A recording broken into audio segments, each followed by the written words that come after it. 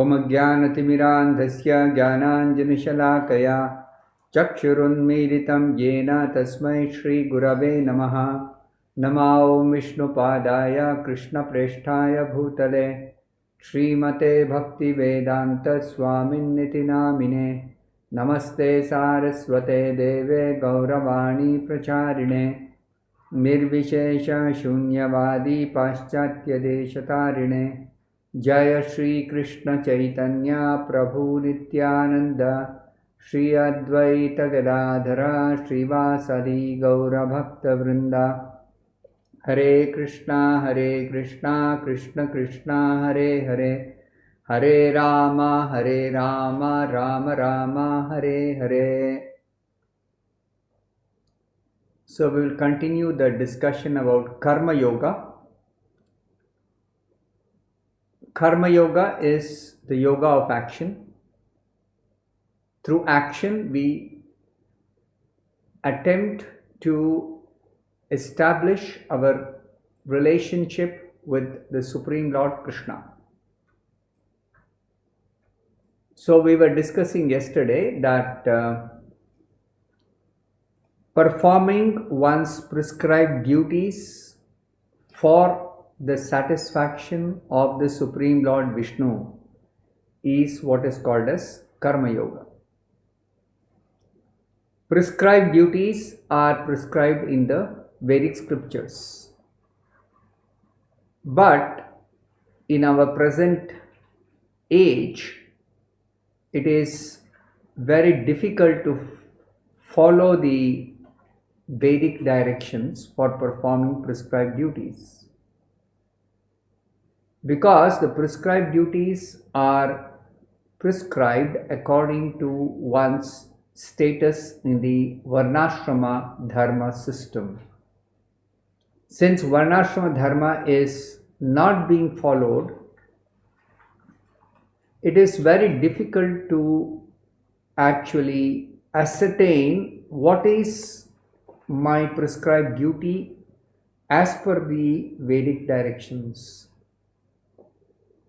Therefore, the aim of Varnashrama Dharma is simply to please Vishnu or to worship Vishnu for his satisfaction. Varnashrama charavata purushena parapuman Vishnur aradhyate pantha nanya tattosha karanam. One has to ultimately engage in worship of Vishnu for pleasing Vishnu. That is exactly the ultimate aim of Varnashrama Dharma. So even if one is not able to follow the prescribed duties as per Varnashrama Dharma, still, if through performing one's normal activities, if one is able to please Vishnu, then the goal of Varnashrama is achieved. Therefore, the recommendation for our age is that whatever activities we do, we should try to please the Supreme Lord Krishna or Vishnu through our activities. How can we do that?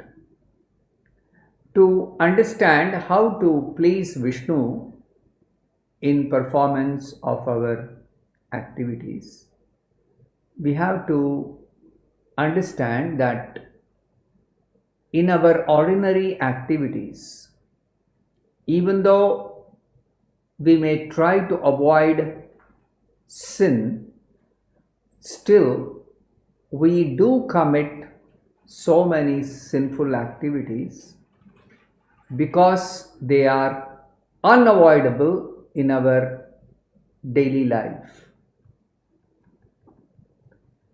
Srila Prabhupada gives an example that simply by drinking water, we kill so many small microorganisms.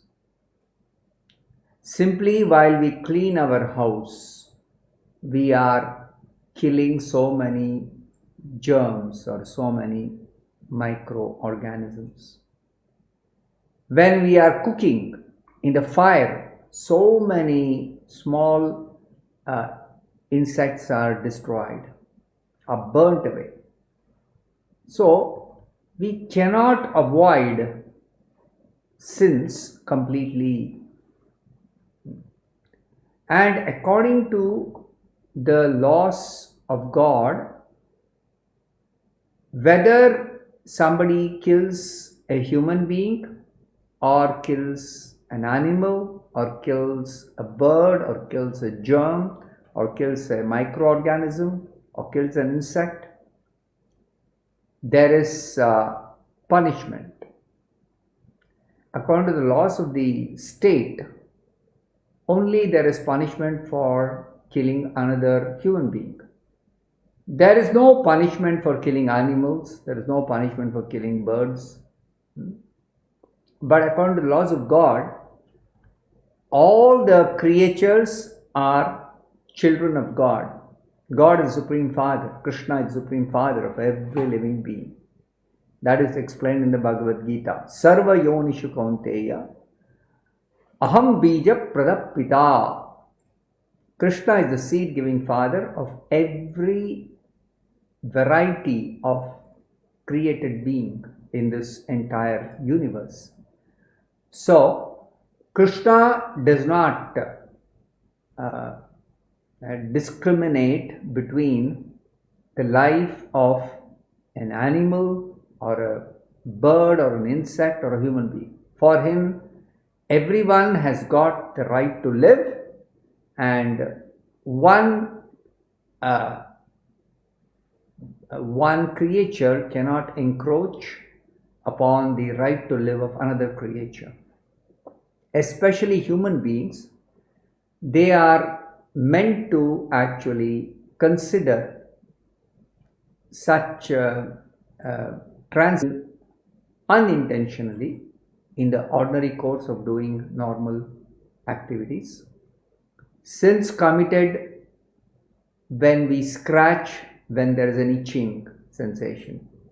Number 4, sins committed by pouring water from a pot.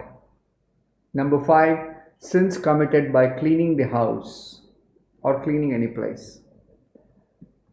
Without any doubt.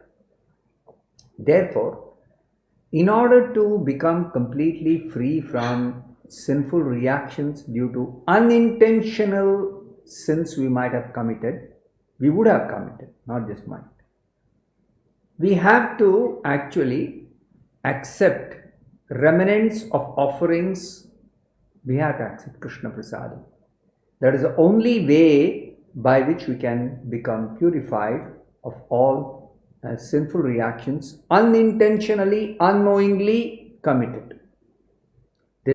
Becoming free from reactions which are due to sinful activities committed senses. Just like people, they kill animals just because they want to satisfy their flesh. They are meant to eat vegetables, fruits, grains. That is the food for human beings. For every of grains and vegetables and fruits and milk and all such vegetarian food stuff. In spite of that, if they are responsible for killing animals because they want to eat animal flesh, then they are punishable. Then there is no way they can actually become freed from such reactions, sinful reactions due to animal killing.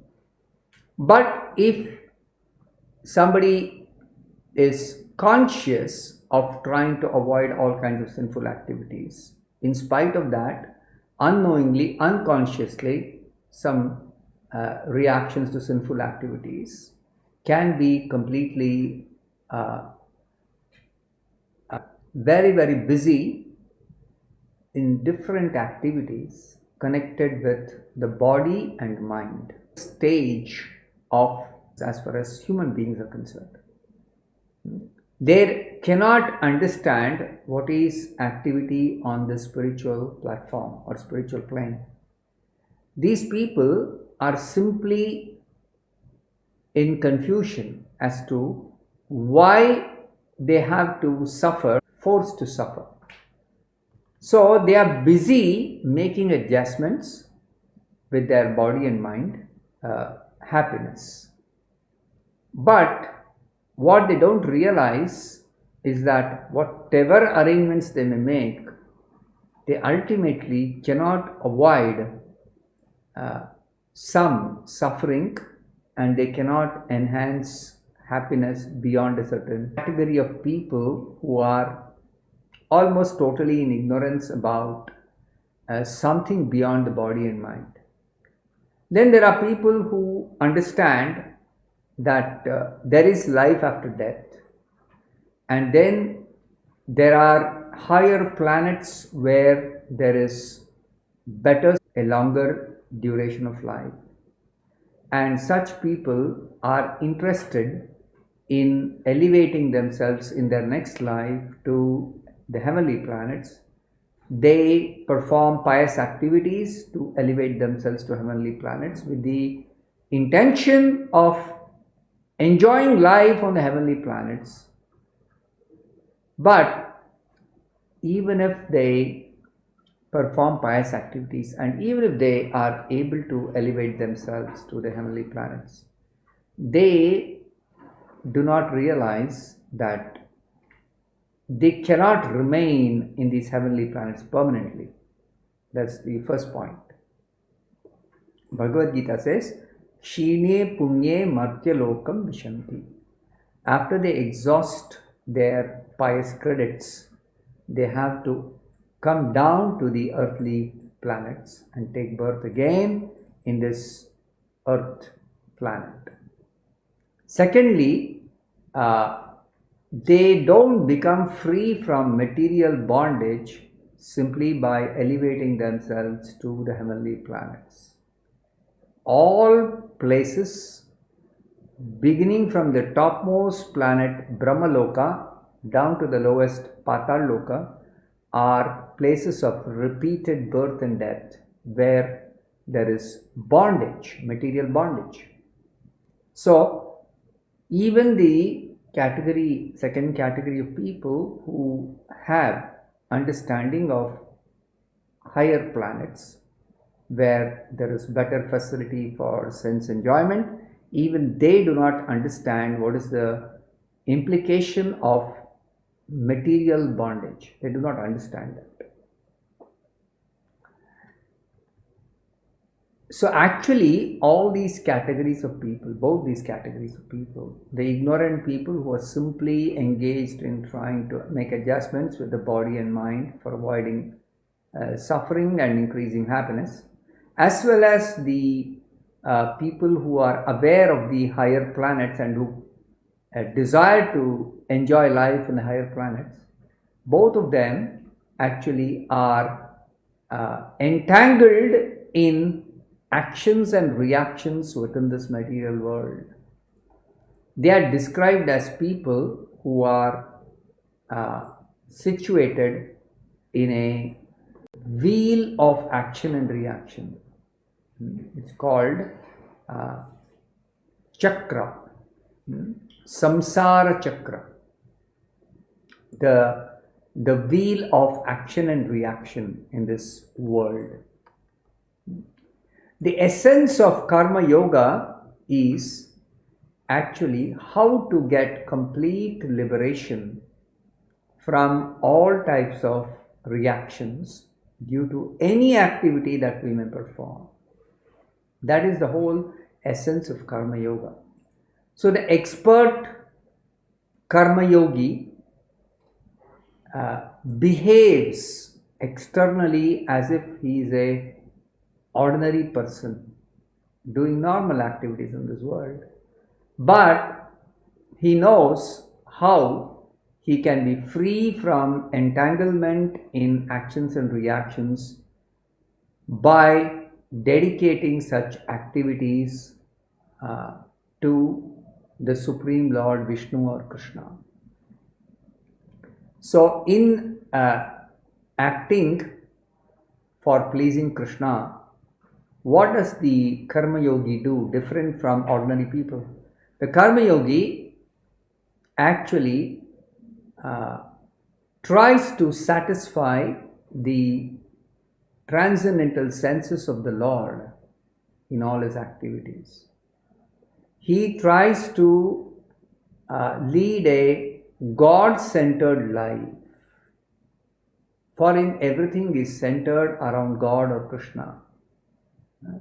His duties are all performed with God in the center.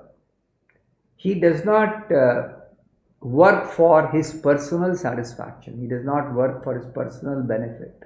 He does not work for his neither for his personal benefit, nor for the benefit of his family, nor for the benefit of his country.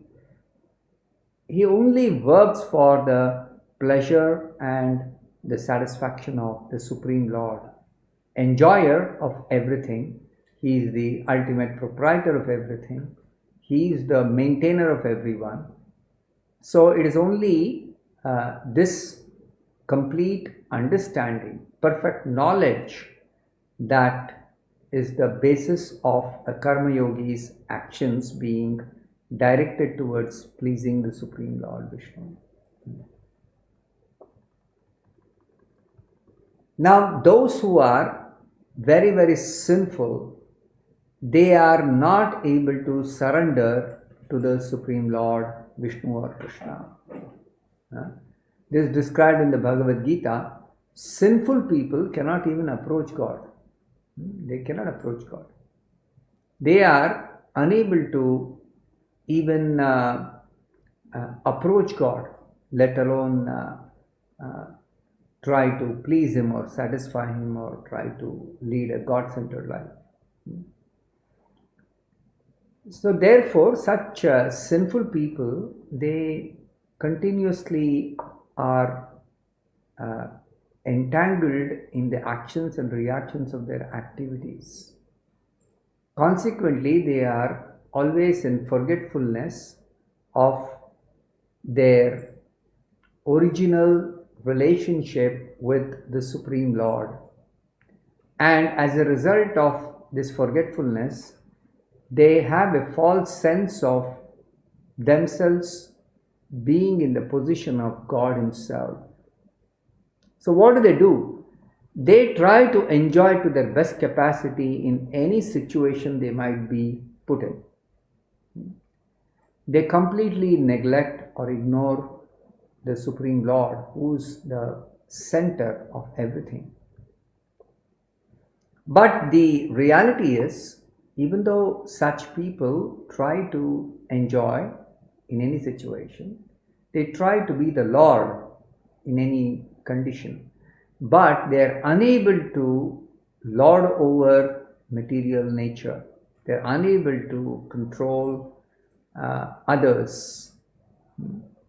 They come under the subjugation or the clutches of material nature, which acts according to three modes or three gunas.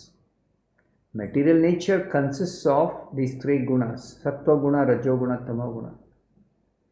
And these materialists who do not surrender to the Supreme Lord, or who do not work for pleasing the Supreme Lord, who are completely ignorant about the Supreme Lord, they are completely under the subjugation of the modes of nature.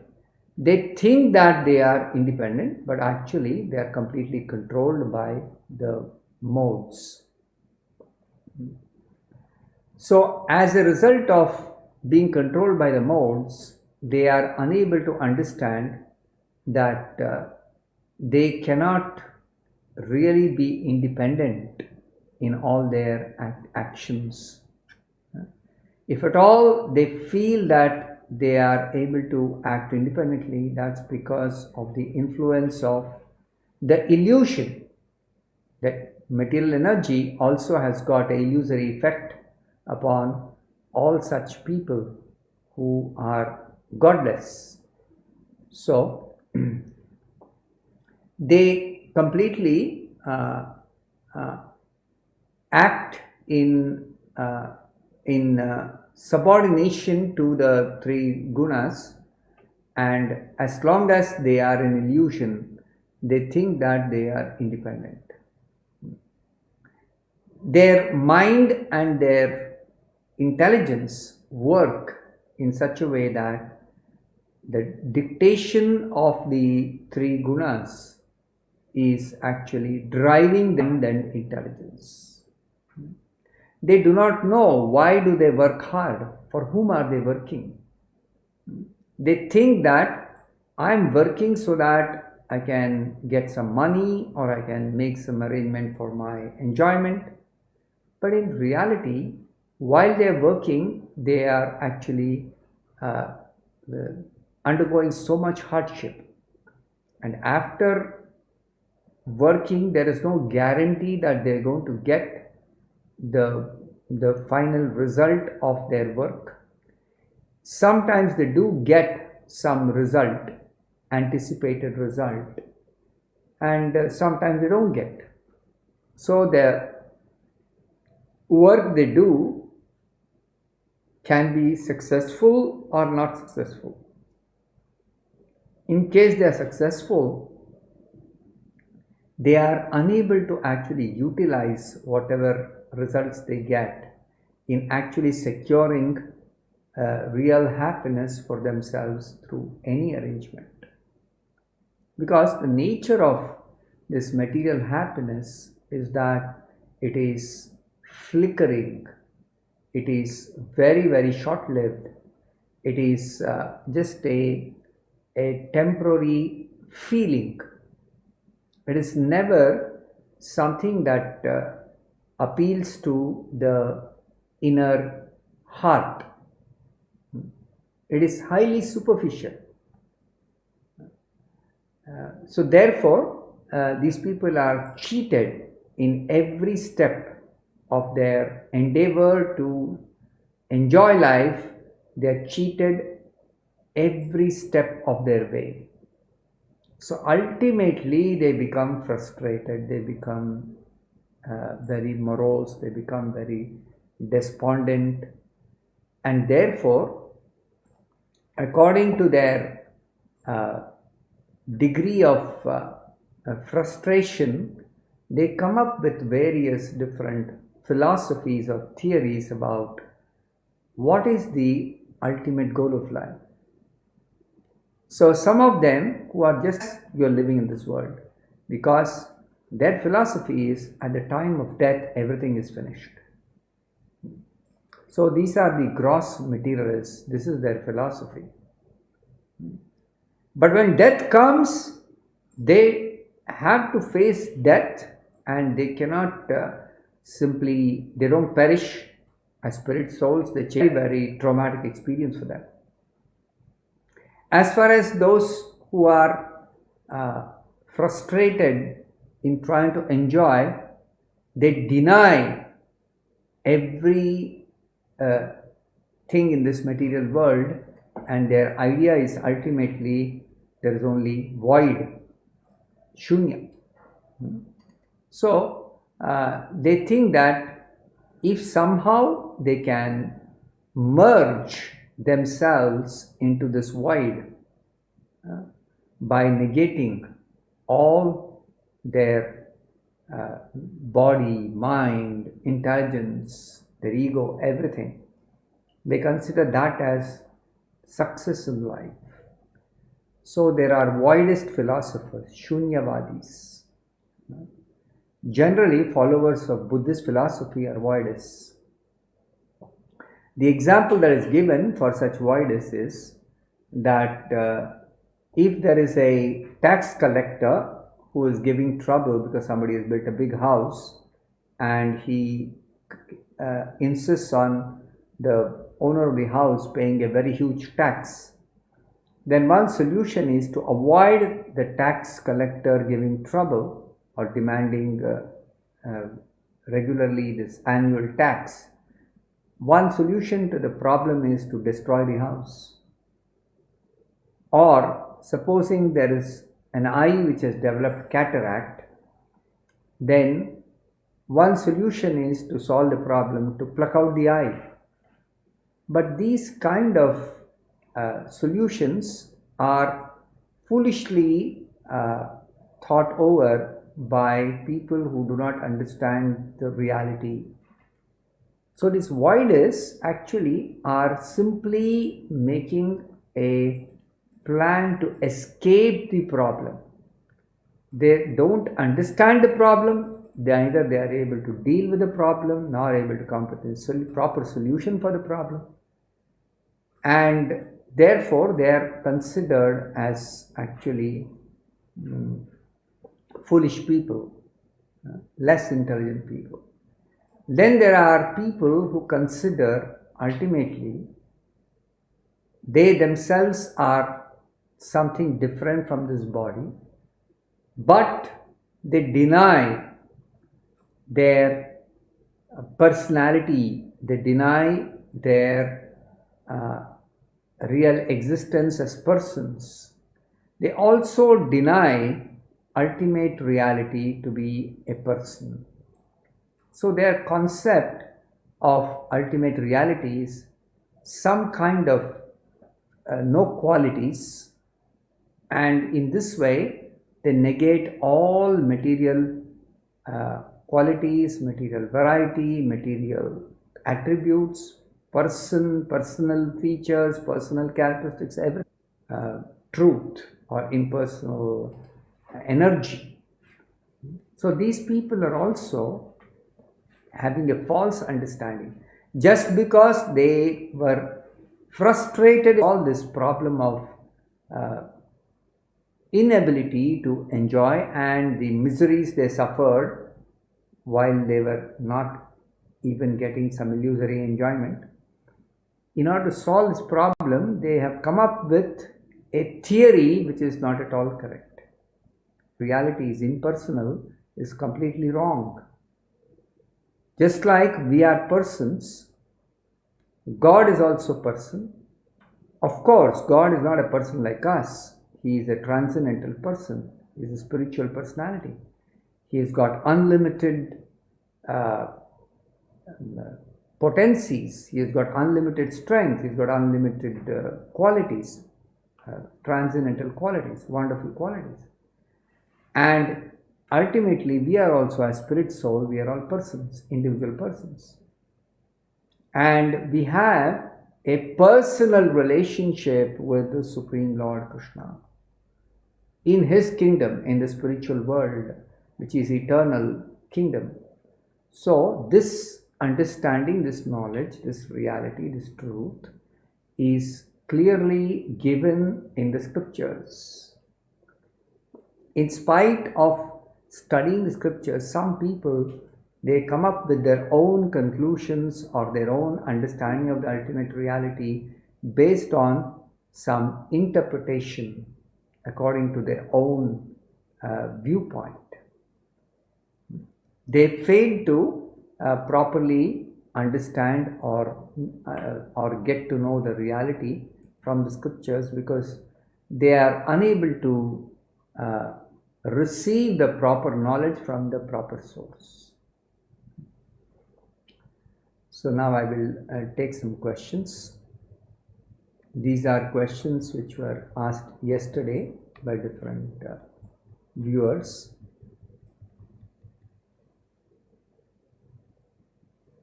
After liberation, which souls reach higher heavenly planets and which souls reach the spiritual sky or Brahmajyoti? After liberation, those who are desirous of going to heavenly planets to enjoy life there, they reach the heavenly planets. And those who desire to get out of this material existence completely, but who are not eligible to enter into the spiritual planets of the Supreme Lord, they reach the spiritual sky or Brahmajyoti. Second question, if Lord Narasimhadev appeared in heavenly planets, how is it that there are many sacred sites in India that claim that Lord Narasimha appeared in those sacred places? Yes, there are places like Ahobila Narasimha Kshetra. There are 9 different forms of Narasimha worship there, and there are spots which are supposed to be the place of the Lord's appearance in those spots in places in Ahobilam in Andhra Pradesh near Kadapa. So the explanation is that there are different devotees of Lord Narasimha who performed tapasya in some place, and then they wanted to have darshan of Lord Narasimha. So one such example is Garuda. He performed tapasya in one spot in Ahobilam, and after thousands of years of tapasya, the Lord gave him darshan. So when the Lord gave darshan, some of the devotees or some of the sages who got darshan, they were able to establish a deity to commemorate the Lord's giving them darshan. So the Lord giving them darshan, Lord Narasimha giving darshan to, let's say, Garuda, is regarded as the Lord's appearance in that place on the earth. That's the way it is considered.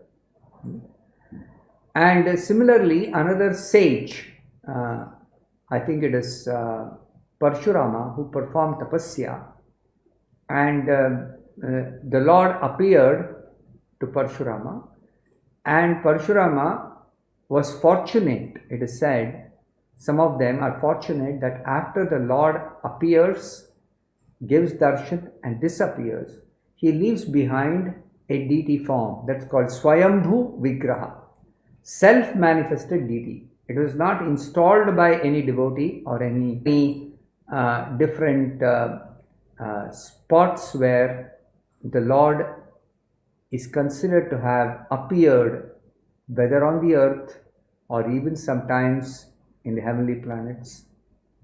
But this is apart from the Lord's appearance in a specific place as an incarnation. That incarnation, according to the Lord's free will, for the sake of his pastimes, his devotees, that is one kind of incarnation. And then another kind of incarnation is the deity incarnation itself. So wherever there are installed deities, the Lord has incarnated as the Vigraha, Archa Vigraha. In his spiritual form, the Lord has entered that deity or Vigraha, and the Lord accepts the service, the devotional service of the devotees. What are the simple guidelines or rules for transition from Grihastha-ashrama to Vanaprastha-ashrama to Sannyasa-ashrama in this Kali Yuga? In Kali Yuga, we are unable to follow the rules and regulations of these Vanaprastha-ashrama and Sannyasa-ashrama. Particularly in Kali Yuga, sannyas is forbidden for this reason. Then how is it that in some ashrams or some mutts there are some people taking sannyas? I myself have taken sannyas. So how have I taken sannyas? So we have to understand that sannyas in Kali Yuga is only for the sake of preaching. So simply for the sake of preaching Krishna consciousness, some monks or some sadhus may accept this sannyasa ashrama. Otherwise, according to the varnashrama regulation, it is not possible to accept this sannyas. So, what is the recommendation then for those who cannot accept sannyas? It is said that if one stays in whichever position and actually engages in practice of Bhakti Yoga, especially chanting the holy names of the Supreme Lord, especially in the form of the Hare Krishna mantra, then there is no need to accept sannyas simply by engaging. Next question. Attachment to family life, wife, children, other members is considered as skin disease. How does a grahastha take care of this disease or avoid this disease?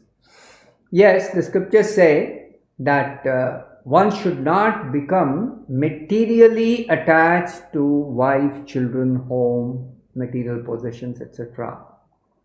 But it doesn't mean that one should have any kind of hatred or should refuse to take responsibility, especially the head of the family should take responsibility for taking care to maintain wife and children and the elderly parents, etc.